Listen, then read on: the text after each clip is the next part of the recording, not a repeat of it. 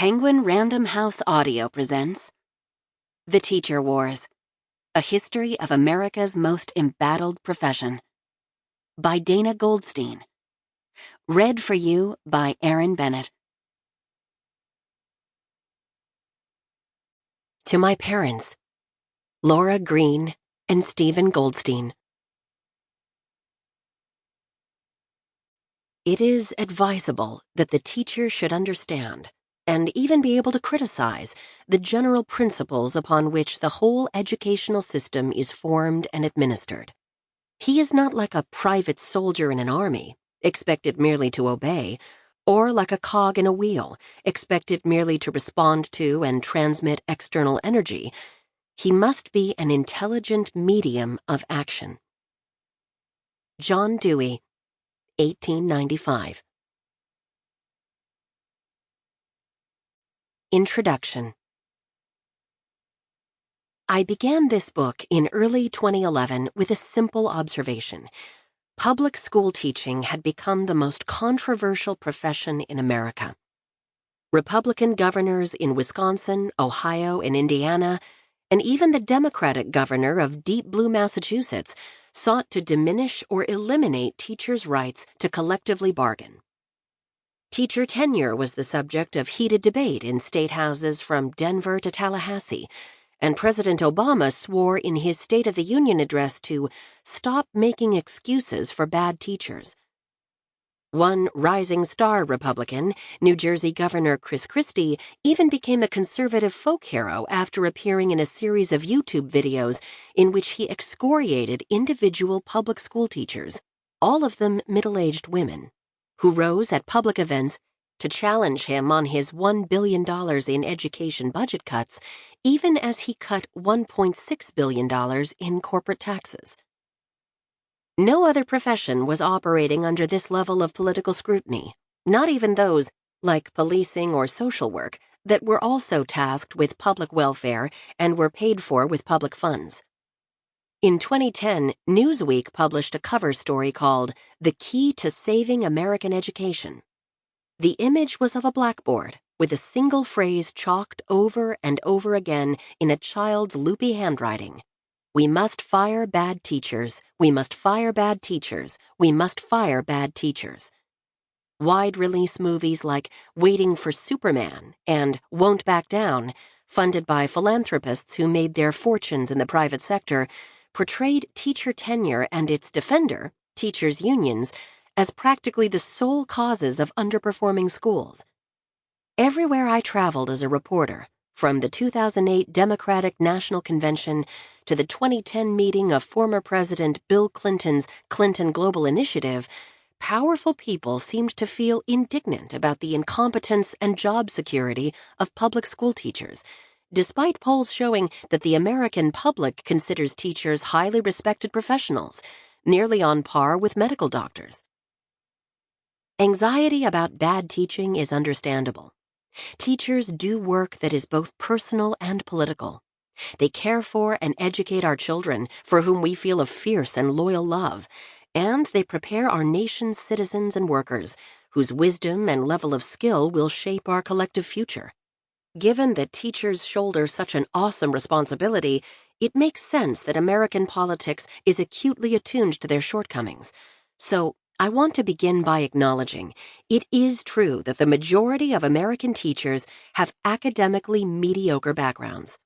Most have below-average SAT scores and graduate from non-selective colleges and universities. Note, recent data shows teachers' academic qualifications improving, but it is unclear whether this is a lasting development or a short-term trend due to weak private sector hiring during the recession.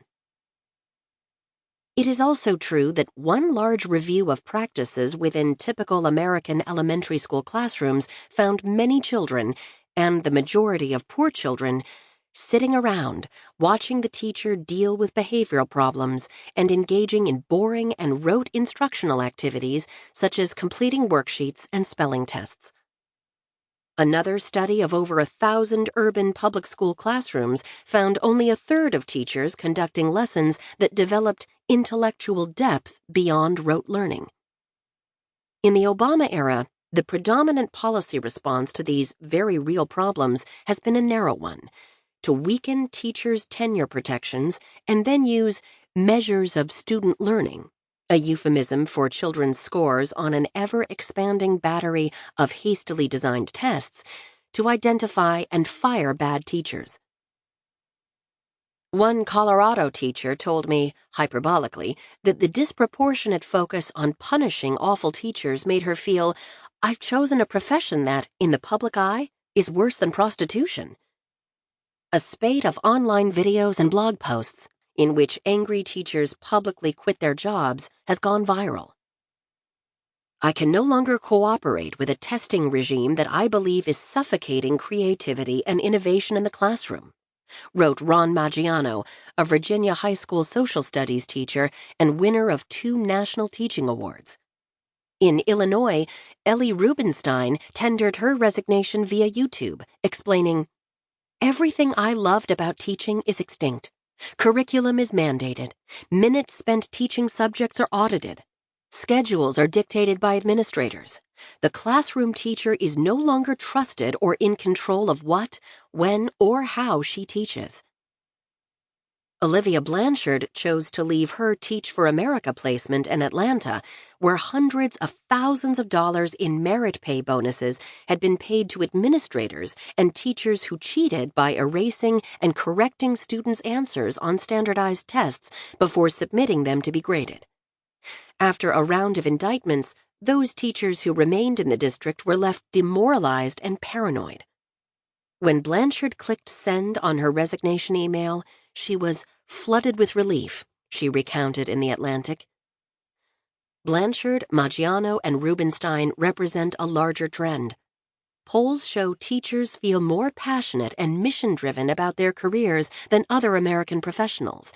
But a MetLife survey of teachers found that between 2008 and 2012, the proportion who reported being very satisfied with their current job plummeted from 62 to 39%, the lowest level in a quarter century. I had assumed this war over teaching was new, sparked by the anxieties of the Great Recession. After all, 1/5 of all American children were growing up poor, twice the child poverty rate of England or South Korea. Young adults were suffering from a 17% unemployment rate, compared to less than 8% in Germany and Switzerland. Over half of recent college graduates were jobless or underemployed for their level of education. A threadbare social safety net, run-amok bankers, lackadaisical regulators, the globalization of manufacturing, and a culture of consumerism, credit card debt, and short-term thinking might have gotten us into this economic mess. But we'd be damned if better teachers couldn't help get us out.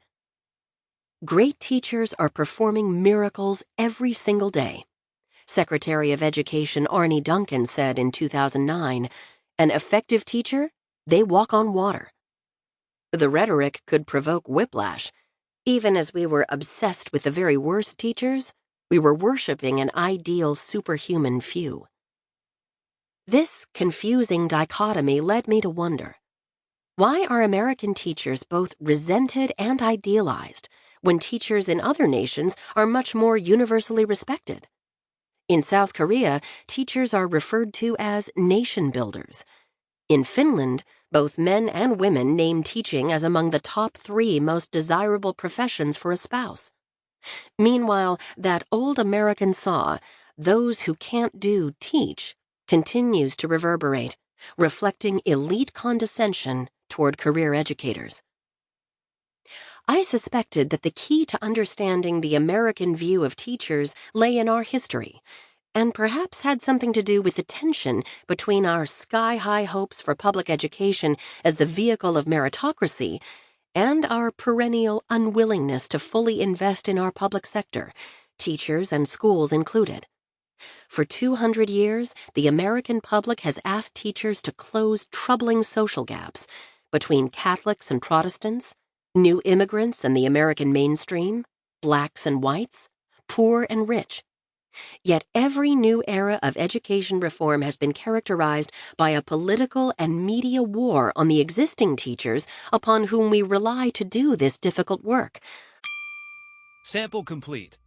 Ready to continue?